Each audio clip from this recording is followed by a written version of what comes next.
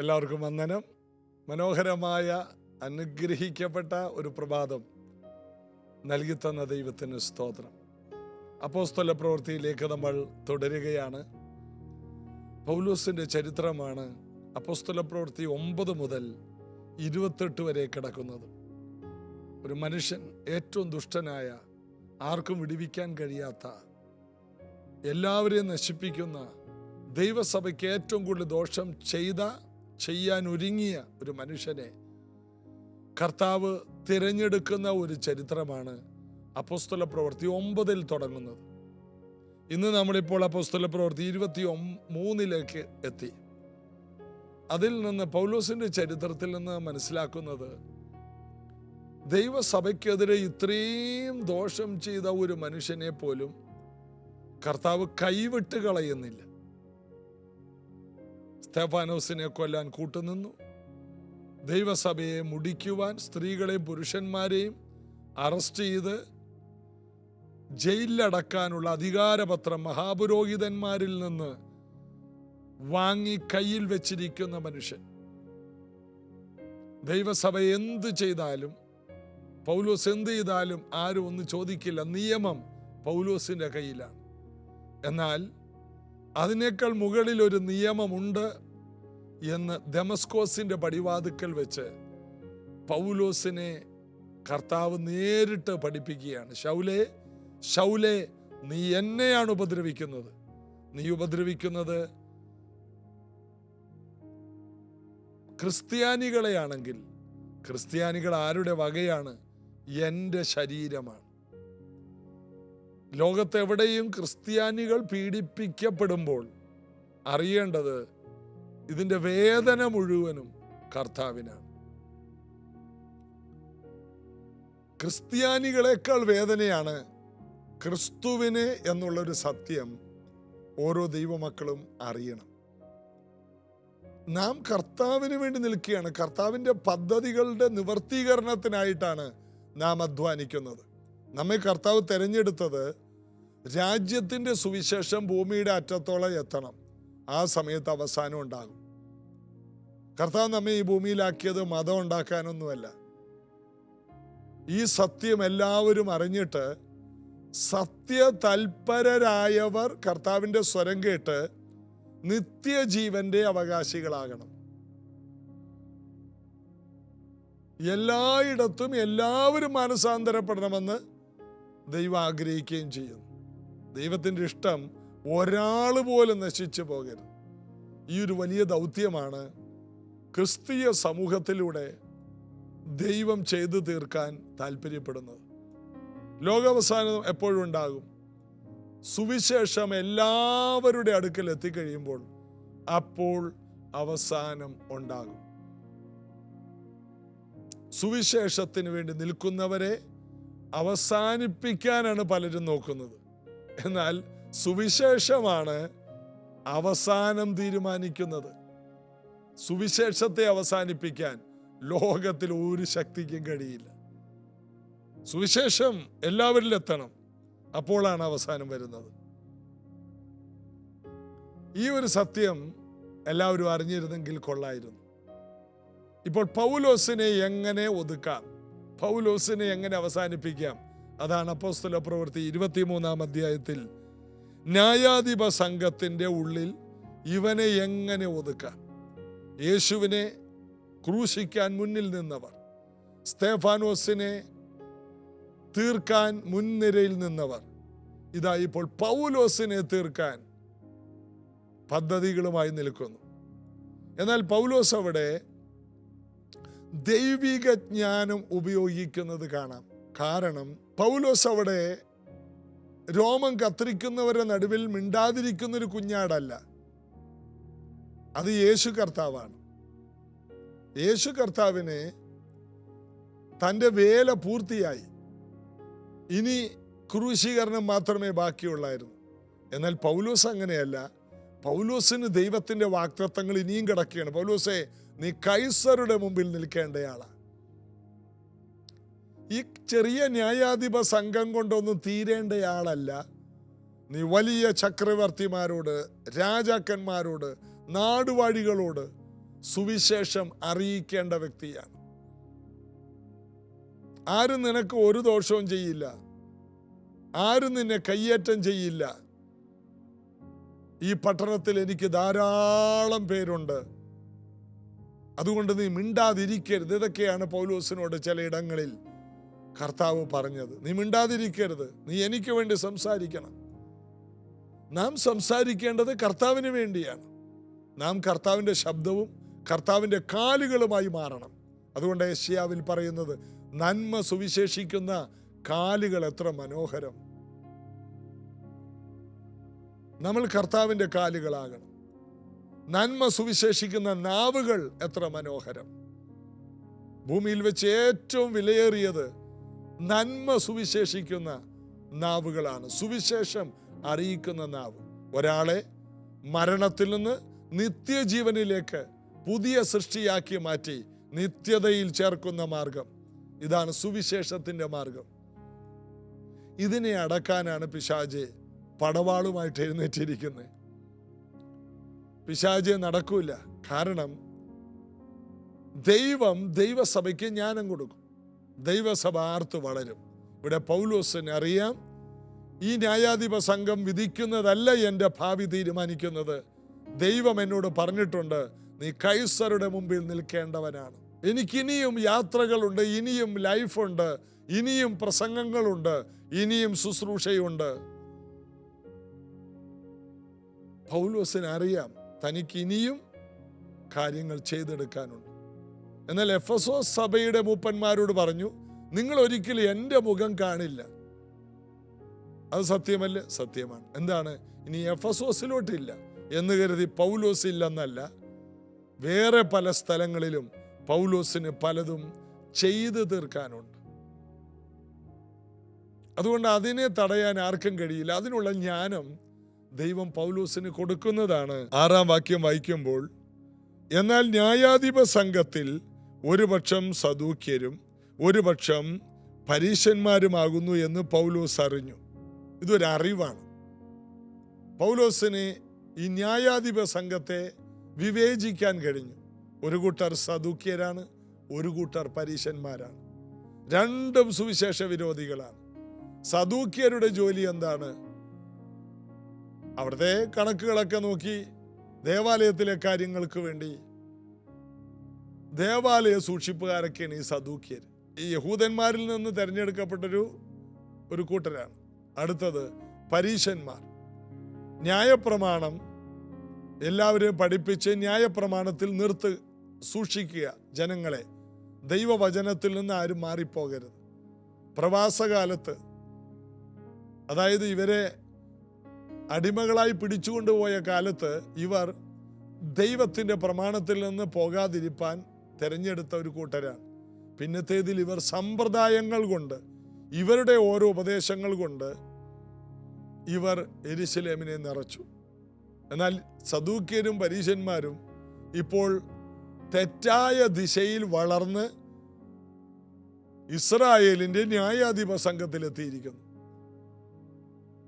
രണ്ടുപേരിലും സത്യമില്ല, രണ്ടുപേരിലും നീതിയില്ല, രണ്ടു കൂട്ടരും. പൗലോസ് എന്ത് ചെയ്തു? ഇവരെ നോക്കി ഇവരാരൊക്കെയാണെന്ന് അറിഞ്ഞു. പൗലോസ് അവിടെ ജ്ഞാനം ഉപയോഗിക്കുന്നതാണ് കാണുന്നത്. പൗലോസ് അവിടെ പറഞ്ഞു, സഹോദരന്മാരെ, ഞാനൊരു പരീശനും പരീശന്മാരുടെ മകനും ആകുന്നു. മരിച്ചവരുടെ പ്രത്യാശയെക്കുറിച്ച് പുനരുത്ഥാനത്തെക്കുറിച്ചും ഞാൻ വിസ്താരത്തിലായിരിക്കുന്നു എന്ന് വിളിച്ചു പറഞ്ഞു. ഇത് വലിയൊരു ജ്ഞാനമാണ് ഉപയോഗിച്ചത്. എന്താണ്? മരിച്ചവരുടെ ഉയർത്തെഴുന്നേൽപ്പില്ലെന്ന് സദൂക്യർ പറയുന്നു. മരിച്ചവർ ഉയർക്കുമെന്നും ദൈവദൂതന്മാരുണ്ടെന്നും പരീശന്മാര് പറയുന്നു. സദൂക്യർ ഇത് രണ്ടും ഇല്ലെന്ന് പറയുന്നു. പരീശന്മാര് മരണാനന്തര ജീവിതമുണ്ടെന്ന് പറയുന്നു. അവർ പറയുന്നു ദൈവദൂതന്മാരുണ്ടെന്ന് പറയുന്നു. അങ്ങനെ ന്യായാധിപ സംഘത്തിൽ ഇരിക്കുന്നവർക്ക് തന്നെ രണ്ടുപദേശങ്ങളാണ്. പൗലോസ് ഇത് മനസ്സിലാക്കിയിട്ട് അവിടെ പുറത്തിറങ്ങാൻ അവൻ്റെ ജീവിതത്തിൽ ഒരു വഴി അവൻ കണ്ടുപിടിച്ചു. അവൻ ജ്ഞാനം ഉപയോഗിക്കുന്നത് കാണാം. ഞാനൊരു പരീശനും പരീശന്റെ മകനുമാണ്. മരിച്ചവരുടെ പുനരുത്ഥാനത്തെക്കുറിച്ച് ഞാൻ വിസ്താരത്തിലായിരിക്കുന്നു. വാസ്തവമാണ്, അവിടെ അത് പറഞ്ഞതുകൊണ്ടൊരു സംഭവം ഉണ്ടായി. അവൻ ഇത് പറഞ്ഞപ്പോൾ പരീശന്മാരും സദൂക്യരും തമ്മിലിടഞ്ഞ് സംഘം ഛിദ്രിച്ചു. അവിടെ ഭയങ്കര പ്രശ്നമായി. കാരണം പരീശന്മാർക്ക് ഒരവസരം കിട്ടിയാൽ സദൂക്യരെ കല്ലെറിയും, സദൂക്യർക്ക് ഒരവസരം കിട്ടിയാൽ പരീശന്മാരെ കല്ലെറിയും. രണ്ടുപേരും ഒരുമിച്ചാണ് മുന്നോട്ട് പോകുന്നത്. ഇന്ന് ദൈവസഭകളിലും ഇങ്ങനെ കാണാം. ദൈവസഭകളുടെ ഭരണതലത്തിൽ ഇരിക്കുന്നവർ സമ്പ്രദായങ്ങളുടെ ഒരു കൂട്ടരും സാമ്പത്തികമായ കാര്യങ്ങൾക്ക് വേണ്ടി തിരഞ്ഞെടുക്കപ്പെട്ട വേറൊരു കൂട്ടരും, ഇവരെല്ലാം ഇവരുടെ ആദർശങ്ങൾക്ക് വേണ്ടി ദൈവസഭയുടെ ഭരണരംഗത്ത് വന്ന് കയറി ഒരുമിച്ചല്ല പോകുന്നത്. പൗലോസ് അതിനെ രണ്ടാക്കുകയാണ്. അപ്പോൾ ദൈവികമല്ലാത്തതും ദൈവവചനത്തിന് വിരുദ്ധമായതും ഒക്കെ ഒരുമിച്ച് നിൽക്കുന്നത് പൗലോസ് ജ്ഞാനം ഉപയോഗിച്ച് അത് അവിടെ പൗലോസിന് അവർ രണ്ടാകണമെന്നൊന്നുമില്ല. പൗലോസിന് കൈസറുടെ മുമ്പിൽ നിൽക്കണമെന്നുണ്ട്. അതിനുവേണ്ടി ഇത് പറഞ്ഞേ മതിയാവും. പൗലോസ് ആ വാക്ക് ഉപയോഗിച്ചു. അങ്ങനെ ആ കൂട്ടം രണ്ടായി പിരിയുന്ന ഒരു കാഴ്ചയാണ് നമ്മളവിടെ കാണുന്നത്. 8-ാം വാക്യം, പുനരുത്ഥാനമില്ല, ദൂതനും ആത്മാവുമില്ല എന്നും സദൂക്യർ പറയുന്നു. പരീശന്മാരും ഇവ ഉണ്ടെന്നും പ്രമാണിക്കുന്നു. ഇവ രണ്ടും ഉണ്ടെന്ന് പ്രമാണിക്കുന്നു. അങ്ങനെ വലിയ ഒരു നിലവിളി ഉണ്ടായി. പരീശപക്ഷത്തിലെ ശാസ്ത്രിമാർ ചിലർ എഴുന്നേറ്റ് വാദിച്ചു, ഈ മനുഷ്യനിൽ ഞങ്ങൾ ഒരു കുറ്റവും കാണുന്നില്ല. ഒരാത്മാവോ ഒരു ദൂതനോ അവനോട് സംസാരിച്ചു എന്ന് വന്നേക്കാം. അവിടെ ഒരു ദൈവികമല്ലാത്ത സംഘങ്ങൾ ചിതറുന്നത് നമുക്ക് കാണാം. ദൈവികമല്ലാത്തത് ദൈവസഭകളുടെ ഭരണരംഗത്ത് വന്ന് ഇന്ന് തമ്മിൽ തല്ലി ചിതറുന്നത് കണ്ട് ദൈവജനം പോലും തലകുനിക്കുന്ന കാലത്താണ് നമ്മൾ ജീവിക്കുന്നത്. ദൈവസഭയെ ഭരിക്കേണ്ടവർ, ദൈവസഭയ്ക്ക് ന്യായം പാലിച്ചു കൊടുക്കേണ്ടവർ രണ്ട് ഗ്രൂപ്പുകളായി, രണ്ട് ചേരികളായി തമ്മിലടിക്കുന്നതിൻ്റെ നടുവിലും ദർശനമുള്ള ഒരു പൗലോസിനെ, കൈസറുടെ മുമ്പിൽ നിൽക്കുവാനും ആത്മാക്കളെ നേടാനും വിളിയുള്ള ഒരു പൗലോസിനെ വീണ്ടും ദൈവം വഴി തുറക്കുന്നതാണ് പിന്നീടുള്ള അധ്യായങ്ങളിൽ 28 അധ്യായം വരെ നമ്മൾ കാണുന്നത്. അതായത് ദൈവികമല്ലാത്തതെല്ലാം ചിതറിപ്പോകണം. നമ്മൾ ശ്രദ്ധിക്കുന്നത് ഒരു വഴക്കുണ്ടാകരുത്, ഭിന്നതയുണ്ടാകരുത്, ഉള്ളവരങ്ങനെ പോകട്ടെ. പൗലോസ് അങ്ങനെയല്ല. ഭിന്നിക്കേണ്ടതെല്ലാം ഭിന്നിച്ചു മാറണം. ദൈവികമല്ലാത്ത എല്ലാ സംഘങ്ങളും ഇല്ലാതെയാകണം. അത് ദൈവസഭകൾക്കകത്താണെങ്കിൽ പോലും ദൈവികമല്ലാത്തതിനെ ദൈവം അനുവദിക്കില്ല. പൗലോസ് ഇവരെ ഭിന്നിപ്പിക്കുന്ന ജോലിക്കാരനല്ല. പൗലോസിന് അവിടുന്ന് പുറത്തു വരണം. അദ്ദേഹത്തിന് വാഗ്ദത്തങ്ങൾ ഇനിയും നിവർത്തിയുണ്ട്. അദ്ദേഹം ഇപ്പോൾ മരിക്കാൻ തയ്യാറല്ല. വിട്ടുപിരിഞ്ഞ് ക്രിസ്തുവിനോട് ചേരുന്നതാണ് അത്യുത്തമം. എന്നാൽ മറ്റുള്ളവർക്ക് വേണ്ടി ജീവിച്ചേ മതിയാവും. താൻ തനിക്ക് വേണ്ടി ജീവിക്കുന്നവനല്ല, താൻ കർത്താവിന് വേണ്ടി, വിടുവിക്കപ്പെടാനുള്ള ജനത്തിൻ്റെ നിലനിൽപ്പിന് വേണ്ടി, രക്ഷയ്ക്ക് വേണ്ടി ജീവിക്കുന്നയാളാണ് ജ്ഞാനമുള്ള ഒരു മനുഷ്യൻ. അവിടെ ആ കൂട്ടം രണ്ടായി ചിതറി. അവിടെ വലിയ പ്രശ്നമായി. ചിതറിയാലും വീണ്ടും പിശാച് ഇവരെ ഒന്നിപ്പിക്കും. ദൈവികമല്ലാത്ത എല്ലാ കാര്യങ്ങളും പിശാച് വീണ്ടും ഒന്നിപ്പിക്കും. എന്നാൽ ദൈവികമായ കാര്യങ്ങൾക്കെതിരെ പിശാച് പടവാളെടുക്കും. ഇതാണ് ഇന്നും ലോകത്തിൽ, അന്ന് ലോകത്തിൽ നടക്കുന്നത്. ഇതിൻ്റെ നടുവിൽ പൗലോസിനെ പോലെ ജ്ഞാനം ഉപയോഗിച്ച് പലതിൽ നിന്നും പുറത്തു വരുവാൻ വിശേഷമായ ജ്ഞാനം യേശു കർത്താവ് തരട്ടെ. പ്രാർത്ഥിക്കാം. യേശുവിൻ്റെ നാമത്തിൽ ഈ കേട്ട ദൈവവചനത്തിൽ നിന്ന് പ്രാപിച്ചെടുക്കാനുള്ള ചില ജ്ഞാനമുണ്ട്. ആ ജ്ഞാനം ഈ മക്കളിൽ വരട്ടെ. എവിടെ, എങ്ങനെ, എപ്പോൾ, എന്ത് പറയണമെന്ന് വിവേചിച്ച് മനസ്സിലാക്കി പറയാനുള്ള വിശേഷണമായ ജ്ഞാനം ഈ മക്കൾക്ക് ഇന്ന് മുതൽ ഉണ്ടാകട്ടെ.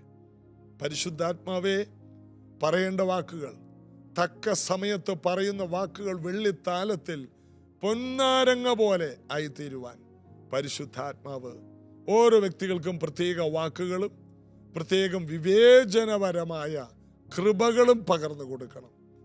ഈ ജനത്തെ അനുഗ്രഹിക്കുന്നു യേശുവിൻ നാമത്തിൽ. ആമേൻ. വിവേചനവും വിവേചനപരവും തക്ക സമയത്ത് പറയേണ്ട വാക്കുകളും ഇന്നു മുതൽ നമുക്കുണ്ടാകട്ടെ. അതിനായി ആഗ്രഹിക്കാം, പ്രാർത്ഥിക്കാം. നാളെ ഇതേ സമയത്ത് കാണാം. God bless you.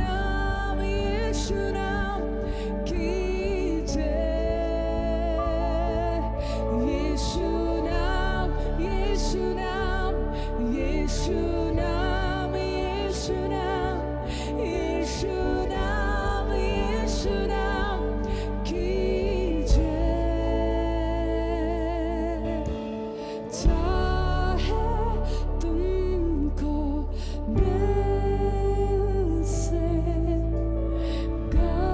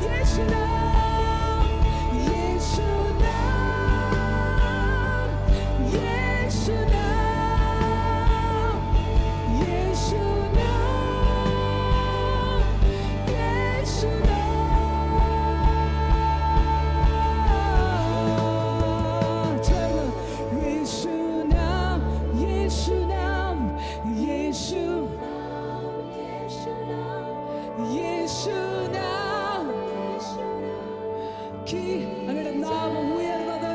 യേശുനാം, യേശുനാം, യേശുനാം, യേശുനാം, ഓ യേശുനാം, യേശുനാം, യേശുനാം, യേശുനാം, യേശുനാം, യേശുനാം, യേശുനാം, ഓ യേശുനാം, യേശുനാം की जय, യേശുനാം. ഓര മസ്കെ തര മസ്കെ തര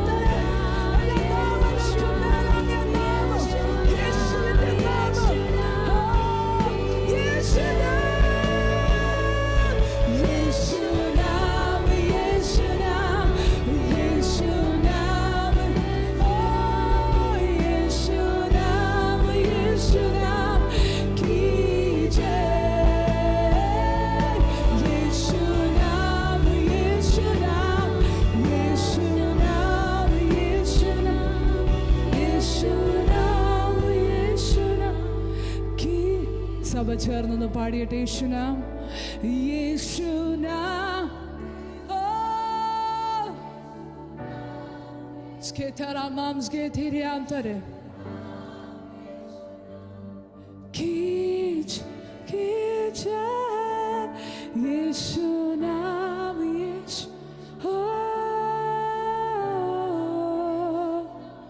യേശുനാം, ഓ ദീർഘക്ഷമയുള്ളവൻ, മഹാകരുണയുള്ളവൻ, യേശുനാം, യേശുനാം, യേശുനാം, ആ നാമത്തിലൂടെ കരുണ ഒഴുകുക, ആ നാമത്തിലൂടെ സൗഖ്യം ഒഴുകുക, ആ നാമത്തിലൂടെ വിടുതൽ ഒഴുകുക. അവൻ ഉയർത്തപ്പെട്ടാൽ എല്ലാവരും എങ്കിലേക്ക് ആകർഷിക്കുമെന്ന് യേശു പറഞ്ഞു. ഇന്ന് യേശുവിന്റെ നാമത്തെ ഉയർത്തിയാട്ടെ. നമ്മിന്ന്